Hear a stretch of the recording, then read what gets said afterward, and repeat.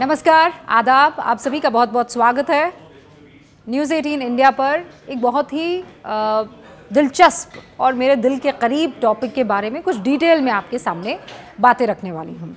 और डिटेल जब मैं कहती हूँ तब हमने खूब पन्ने खंगाले होते हैं, खूब रिसर्च की होती है, खूब सारे डेटास को आपके लिए इकट्ठा किया होता है ताकि जो नैरेटिव चल रहा है और जो आंकड़े कहते हैं उनको आईने के सामने आप खड़ा कर दिया जाए या आमने सामने खड़ा कर दिया जाए ताकि दूध का दूध पानी का पानी हो जाए। तो जब से मोदी सरकार आई है, एक बहुत बड़ा आरोप इस सरकार पर यह लगता है कि मुसलमानों के लिए इस सरकार ने कुछ खास किया नहीं है, सिर्फ डराया है, इनको कोने में धकेला है। तमाम मुस्लिम नेता और जो सो कॉल्ड सेक्युलर नेता हैं, उनकी ज़ुबान से कई बार आपने ये सुना होगा कि भारत में मुसलमान ख़तरे में हैं, मुसलमानों को दबाया जा रहा है, मुसलमानों के साथ सेकंड क्लास सिटीज़न के जैसा सलूक किया जा रहा है। लेकिन आंकड़ों और तथ्यों के आधार पर ये बातें कही जा रही होती तो समझ में आता। हो क्या रहा है कि बस बोलने के लिए बोला जा रहा है। हमने इसीलिए तमाम आंकड़ों और रिपोर्ट्स को खंगाला है और आपके सामने उन आंकड़ों को मैं रखने वाली हूँ। सबसे पहले, अगर किसी समाज को आप परखते हैं, उसकी तरक्की को आप देखते हैं, तो वो कौन कौन से पैमाने होते हैं। पहला होता है बेसिक नेसेसिटी पूरी हो रही है कि नहीं हो रही है, उसके सर पर पक्की छत है कि नहीं है, उसका बच्चा स्कूल जा रहा कि नहीं जा रहा है, उसको 2 जून की रोटी मिल रही है कि नहीं मिल रही है। फिर उसके बाद दूसरा लेवल आता है, हायर एजुकेशन में ये शख्स कैसा कर रहा है या इस समाज का बंदा कैसा कर रहा है, बिजनेस में इसकी कितनी पकड़ है और कितनी पैठ है। फिर तीसरा आता है जहाँ पर आप उन आंकड़ों को इस लिहाज से देखने लगते हैं कि इसका रिप्रेजेंटेशन कितना है, कितना स्ट्रांगली इसने वहाँ पर अपने पैरों को जमा लिया है। ये तरीका होता है किसी भी समाज के आगे बढ़ने और उसके डेवलप होने के मसले को समझने के लिए। तो आंकड़े कहते हैं कि भारत में जो एलीट नौकरी मानी जाती है, आईएएस, आईपीएस और इंडियन फॉरेन सर्विसेज, जिसमें भर्ती कैसे होती है कि आपको यूपीएससी क्रैक करना होता है, उसके बाद ही आपका एडमिशन होता है, उसमें मोदी सरकार में मुसलमानों की संख्या में सुधार हुआ है।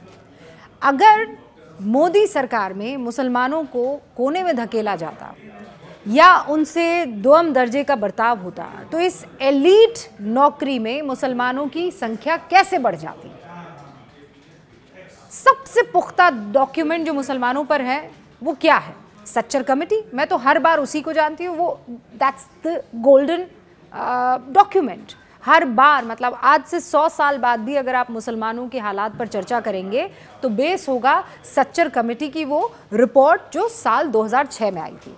तो भाई सच्चर कमेटी की रिपोर्ट क्या कहती है?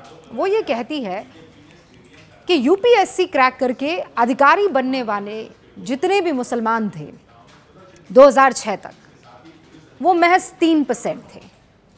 और वो भी तब जब वो सरकार थी जो मुसलमानों को लेकर दावे करती है कि उस बहुत काम किया है, उनका बड़ा सम्मान किया है, न सिर्फ इफ्तार पार्टियां दी है बल्कि जैसा वो चाहते हैं वैसा उनके लिए किया गया है। जैसा चाहे वो कट्टरपंथी मौलाना हो, चाहे समाज में अपनी बात रखने वाले वो लोग हों, चाहे वो मुस्लिम नेता हों, जैसा वो चाहते थे वैसा ये पार्टियां, ये सरकारें करती थी। तो फिर अगर जो वो चाहते थे वैसा करती थी तो मुसलमान तो सबसे खुश होना चाहिए था, उसकी ज़िंदगी सबसे बेहतर होनी चाहिए थी। लेकिन 2006 तक केवल 3% मुसलमान जो हैं वो इस एलीट सर्विस में पहुंचे थे। 2016 में एक प्रतिष्ठित अखबार ने इसको लेकर एक और सर्वे किया और सर्वे रिपोर्ट में ये पाया गया कि 2006 की सच्चर कमेटी की रिपोर्ट आने के बाद भी मुसलमानों के हालात में, वो 2006 में आई थी, फिर 2016 में वापस एक सर्वे हुआ, उसके बावजूद इसमें कोई ख़ास सुधार नहीं हुआ। यूपीएससी क्रैक करके आईएएस, आईपीएस और आईएफएस बनने वाले मुसलमानों की संख्या में कितनी बढ़ोतरी हुई आप जानते हैं? That was 3%। ये हो गया 2016 में 3.33%। अब आइए आप साल 2023 में, जहां मुसलमानों के लिए कहा जाता है कि बहुत डरे हुए हैं, इनको आगे बढ़ने के मौके नहीं मिलते हैं, इनके साथ सिर्फ और सिर्फ गलत व्यवहार किया जाता है। यूपीएससी क्रैक करने वालों के आंकड़ों पर अगर नजर डालें तो 2023 से जो आंकड़े आते हैं वो आपको जहन में रख लेने चाहिए। 2023 में 1016 छात्र छात्राओं ने यूपीएससी की परीक्षा पास की। इसमें से 52 मुस्लिम छात्र छात्राएं थे। परसेंट निकालेंगे कितना हुआ? 5.12%। और ये आंकड़े सिर्फ 2023 में ही नहीं देखे गए, 2019 से लगातार एवरी ईयर हर साल मुस्लिम छात्र छात्राओं की यूपीएससी में सफलता की जो परसेंटेज है उसमें बढ़त देखी गई। 2021 और 22 में कमी आई। क्यों आई? क्योंकि उस वक्त सीटें कम थी, उसकी संख्या भी कम थी। लेकिन सिर्फ यूपीएससी में मुस्लिम छात्र छात्राओं की संख्या में इजाफा नहीं हुआ है और उसी आधार पर हम नहीं कह रहे हैं कि मुसलमानों की तरक्की हो गई। जब यूपीएससी में मुसलमानों की संख्या में इजाफा होता है ना, तो उससे थोड़ा आपको पीछे जाना होता है। इसका मतलब ये होता है कि हायर एजुकेशन में मुस्लिम स्टूडेंट्स के नंबर्स में बढ़ोतरी हुई है, उन छात्रों की संख्या में जो बढ़त है वो देखी गई है। साल 2015 और 16 में करीब 23 लाख मुस्लिम छात्रों ने ग्रेजुएशन या उसके ऊपर की पढ़ाई के लिए एडमिशन लिया था। आंकड़ा ध्यान रखिएगा, बिल्कुल बगल में चल रहा है। 15 और 16 में लगभग 23 लाख मुस्लिम स्टूडेंट्स ने ग्रेजुएशन या उससे ऊपर की पढ़ाई के लिए एडमिशन लिया। 2019 और 20 में यह आंकड़ा कितना हो गया? 30 लाख के पार, यानी 7 लाख का इजाफा, वो भी महज कुछ ही सालों में। ये वो आंकड़े हैं जो भविष्य की बेहतर उम्मीद को जगाते हैं। स्कूली शिक्षा में मुस्लिम बच्चों की संख्या में ज़बरदस्त सुधार देखने को मिला है। ये कैसे हो सकता है? जब कोई सरकार चाहती है कि आपको ख़त्म कर दिया जाए, आपके लिए कोई काम नहीं होना चाहिए, भले ही पेपर में हो, बाहर नहीं आना चाहिए या ठोस रूप में नहीं दिखना चाहिए, तो ऐसा कैसे हो सकता है कि यहाँ लगातार बेहतरी के आप जो है रोड पर दिखाई दे रहे हैं? 2015 और 16 में लगभग 3 करोड़ 31 लाख से ज़्यादा मुस्लिम बच्चे स्कूली शिक्षा ले रहे थे, उसमें एडमिशन ले रहे थे। 2020 और 21 में 3 करोड़ 62 लाख से ज़्यादा बच्चों ने स्कूल में एडमिशन लिया है। लेकिन सरकार की तरफ से जो कदम उठाए गए हैं वो एक मजबूत पहलू है। और आंकड़े जो बढ़े हैं वो क्यों? क्योंकि किस्म किस्म की छात्रवृत्ति योजनाएं मुस्लिम छात्रों के लिए चलाई जा रही है। पहला तो है merit come means based scholarship. अब ये merit come means based scholarship का मतलब ये होता है कि वो बच्चे जिनके माँ बाप सालाना 2.5 लाख से कम कमाते हैं और सारे सब्जेक्ट में 50% अगर वो मार्क्स ले आते हैं, तो इसका मतलब ये है कि सरकार उनको पुश करेगी, उनको स्कॉलरशिप देगी। और इसमें आप देखिए क्या बढ़ोतरी हुई है। मतलब मेरिट कम मीन्स स्कॉलरशिप में तादाद में बच्चों ने एडमिशन ये स्कीम का फ़ायदा उठाया है। 2021-22 में लगभग 1,32,000 छात्रों को इससे मदद मिली, 1,32,000 छात्रों को। फिर दूसरा है प्री मैट्रिक स्कॉलरशिप योजना, जिसमें 2021 और 22 में 57,42,000 छात्रों को इस योजना का लाभ मिला। और तीसरा आता है पोस्ट मैट्रिक स्कॉलरशिप, जिसमें 7,21,000 से ज़्यादा मुस्लिम बच्चों को फ़ायदा मिला। और मैं तीनों को मिला देती हूं ताकि आंकड़ा आपके लिए आसान हो जाए। 70 लाख तक ये आंकड़ा पहुंच जाता है स्कॉलरशिप पाने वाले बच्चों का। और ये वो काम है जिसका असर लंबे वक्त तक आपको दिखेगा। अच्छा, ये जो मैं मेरिट कम मीन्स स्कॉलरशिप की बात कर रही थी, इसमें गरीब जो बच्चे हैं उनके लिए सरकार स्कॉलरशिप प्रदान कर रही है और इसमें भी 30% रिजर्व कर दिया गया है मुस्लिम बच्चियों के लिए, 30% का कैप। यानी ये है कि कोई समाज जब पढ़ता लिखता है, कोई समाज जब बेहतर होता है, तो वो किसी के चक्कर में नहीं आता है, वो किसी का औजार नहीं बनता है। उसका बेस अगर मजबूत कर दिया जाए पढ़ाई में, लिखाई में, कमाई में और रिहाइश में, तो बदलाव आ जाता है।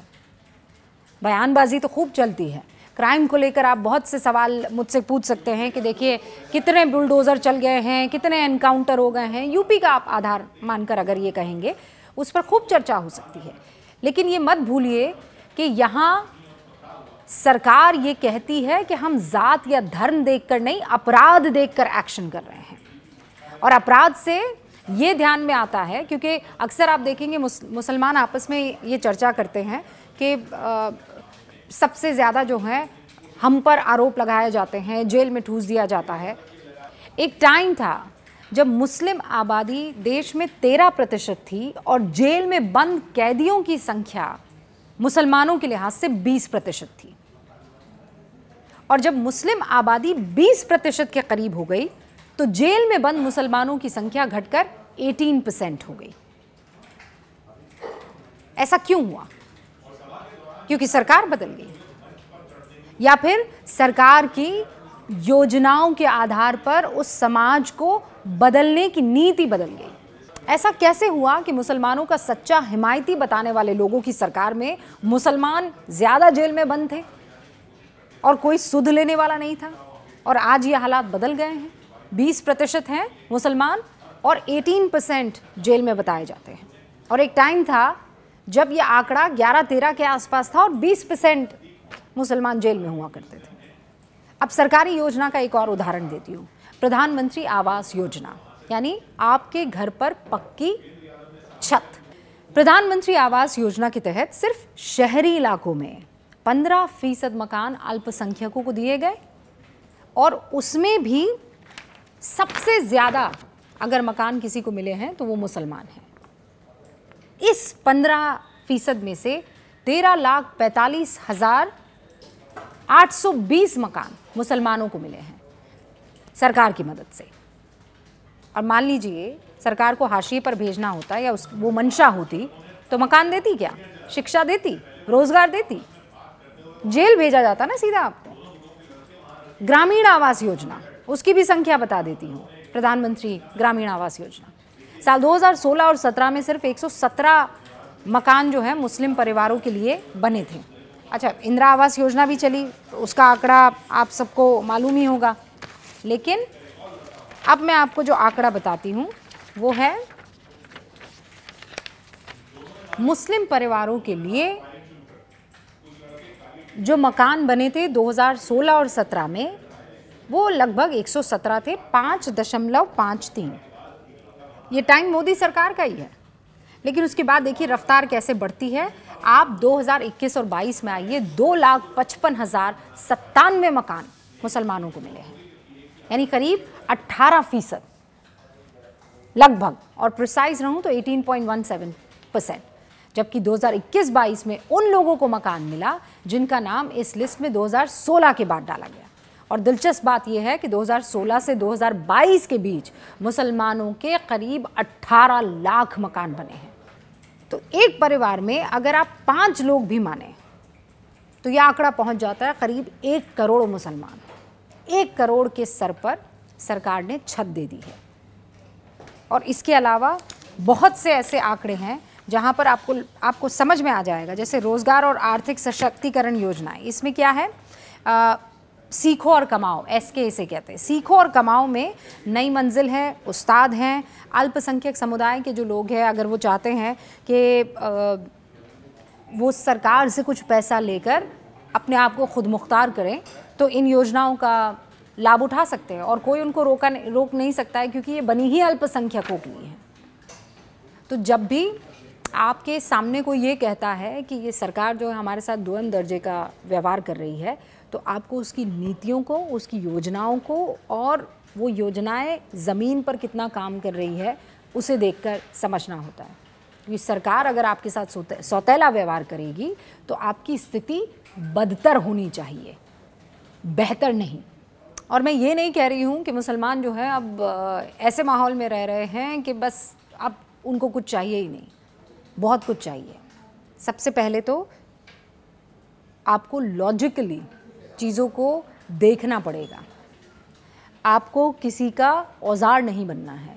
आपको इस बात को समझना है कि आपकी बेहतरी के लिए क्या है। ट्रिपल तलाक, सबसे ज़्यादा अगर मुस्लिम औरत किसी चीज़ से परेशान थी तो वो तलाक के बिद्दत से थी। इस सरकार में उससे निजात मिली। सबसे बड़ा काम एक मुसलमान के लिए होता है हज पर जाना। और एक औरत जिसके साथ उसका महरम अगर नहीं है, पति नहीं है, बच्चा नहीं है, भाई नहीं है, पिता नहीं है, तो उसके लिए बस ये सपना था, दूर की कौड़ी थी, क्योंकि वो जा ही नहीं सकती थी, उसे महरम चाहिए कोई ना कोई।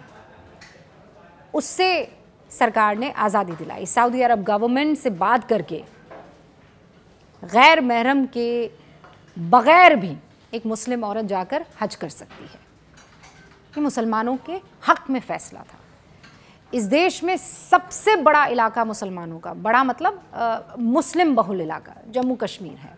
आज आप देखिए वहाँ का मुख्यमंत्री इत्मीनान से दौड़ लगा रहा है, कोई ख़तरा नहीं है।